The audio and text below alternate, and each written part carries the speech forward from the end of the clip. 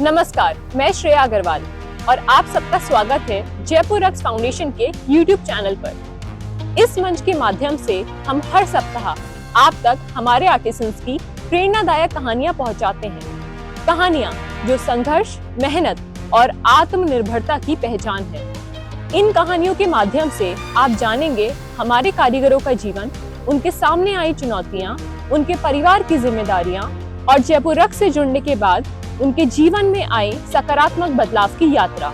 आज हम आपके सामने लेकर आए हैं सीकर जिले की आसपुरा गांव की बिमला देवी जी की प्रेरक कहानी। ये कहानी है संघर्ष से सफलता तक के सफर की। जीवन में कठिन परिस्थितियों का सामना करते हुए पति के निधन के बाद 2 बच्चों की परवरिश निभाने वाली बिमला देवी जी ने न केवल अपने हुनर और मेहनत के बल पर आत्मनिर्भरता हासिल करी, बल्कि अंतर्राष्ट्रीय पहचान भी बनाई।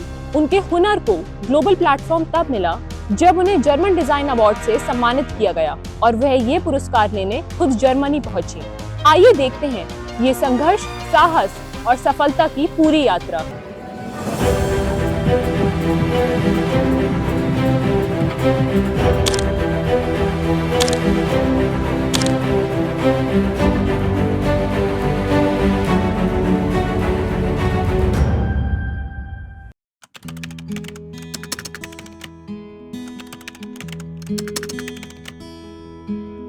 आसपुरा गांव की बिमला देवी ने जिंदगी में दुख ही दुख देखे हैं। बचपन कष्ट भरा, घर में 6 भाई बहन, पिता के घर में रोटी का घाटा, जिंदगी अभावों से भरी। कारपेट बुनने का काम बड़ी बहन से सीखा। अपना और बाकी भाई बहनों का पेट भरने की जिम्मेदारी सर पर आ पड़ी। गरीबी की हालत में पढ़ नहीं पाई। शादी हुई तो दुर्भाग्य ने यहाँ भी पीछा नहीं छोड़ा। 2 बच्चे हुए, लेकिन एक बहुत बड़ी ट्रेजेडी हुई। उनके पति की मृत्यु हो गई। अब उनके सिर पर दुख का पहाड़ टूट पड़ा। वह टूट गई। बच्चों को पालने की जिम्मेदारी, उन्हें पढ़ाने लिखाने और आगे भविष्य बनाने की चिंता।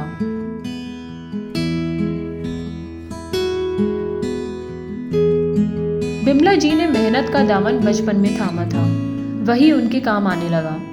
वह कारपेट बुनकर अपना घर परिवार चलाने लगी। इस काम ने उन्हें आर्थिक संबल तो दिया ही, आत्मविश्वास, सम्मान और गरिमा भी प्रदान की। अभी उम्र ही क्या थी, जिंदगी कैसे कटेगी, परिवार ने कहा, समाज ने कहा, तो बिमला जी की दूसरी शादी हो गई। लेकिन पति घर में कोई आर्थिक मदद नहीं करते।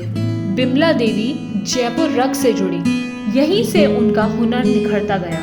वह पिछले 18 सालों से जुड़ी हुई हैं। उनके जीवन का सबसे सुनहरा पल तब आया जब उन्हें जर्मन डिजाइन अवार्ड मिला। वह अवार्ड जीतने की पहली खबर उन्हें हरफूल जी ने दी तो उन्हें बहुत खुशी हुई। बिमला देवी ने कारपेट कमल नाम से बनाया था। इसकी प्रेरणा उन्हें शक्करपारा से मिली। शक्करपारा गांव में बनने वाली एक मिठाई होती है।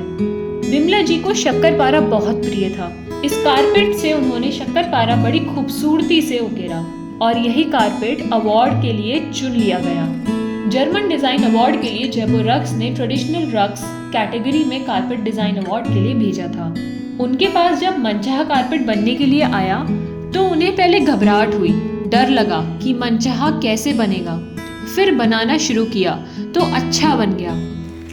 मैंने मनचाहा कारपेट बनाई, पहला कारपेट बनाई, वही मैंने विदेश जर्मनी भेज दिया।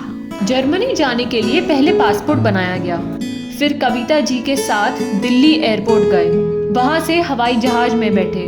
मैं अक्सर गांव में ही हवाई जहाज उड़ते हुए देखती थी, लेकिन जब मैं बैठी तो बहुत अच्छा लगा। जर्मनी में अवार्ड मिला तो मेरे परिवार, ससुराल, मायके वाले सभी खुश थे।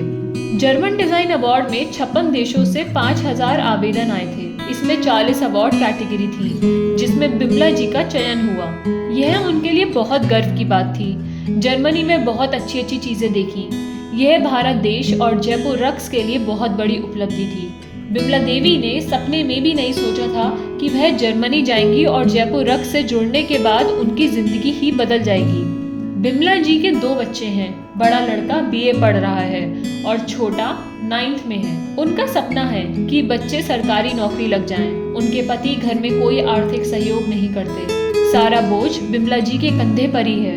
जीवन में बहुत कठिनाइयां आईं। खुद ने बच्चों को पाला पोसा, पढ़ाया, घर का खर्च चलाया। उनके जीवन में बहुत बदलाव आया है। जमीन खरीद ली, अब मकान बनाएंगी। परिवार समाज में मान सम्मान बढ़ा है। उन्हें मनचाहा कारपेट बनाना ज़्यादा अच्छा लगता है। वह चाहती हैं कि और आर्टिजन्स को भी अवार्ड मिले, सब आगे बढ़े। वह खुद और आगे बढ़ना चाहती हैं, उन्हें और भी ऊंचा अवार्ड मिले। उन्हें गर्व होता है कि उनके बनाए हुए रक्स दुनिया भर में जाते हैं और उनके हुनर की, कौशल की कद्र होती है। जयपुर रक्स से जुड़ने के बाद फायदा हुआ है।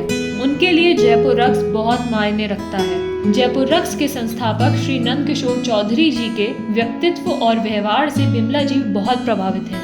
उनसे मिलना बिमला जी को बहुत अच्छा लगता है। बिमला जी का कहना है कि उन्हें लगता है जैसे मुझे भगवान ही मिल गए हैं। भाई साहब से मिलकर बहुत अच्छा लगता है।